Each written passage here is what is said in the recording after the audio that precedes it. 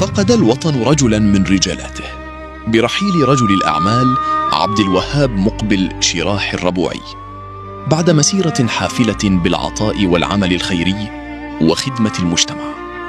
عرف الفقيد بمبادراته الإنسانية ومساندته للمحتاجين وإسهاماته في إصلاح ذات البين وجمع الكلمة بين الناس.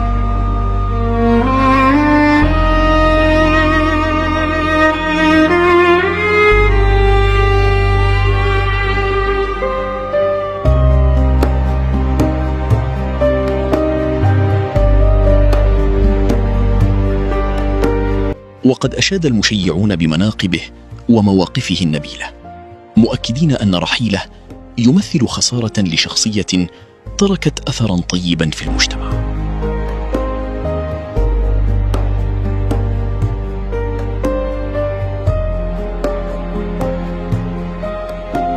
نحن اليوم نشيع الهامة الوطنية الشيخ عبد الوهاب مقبل شراح، رجل المال والأعمال، رجل الخير. هذا الرجل يعرفناه مصلحا اجتماعيا، كان له يد كبيرة في مساعدة الضعفاء والمساكين وأيضا في حلول المشاكل.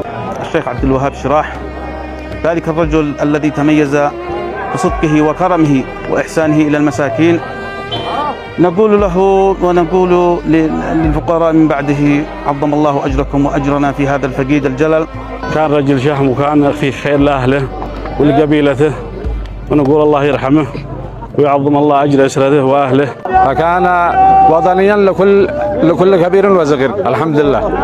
كان باذلا للعطاء، كان خيرا لكل كبير وصغير.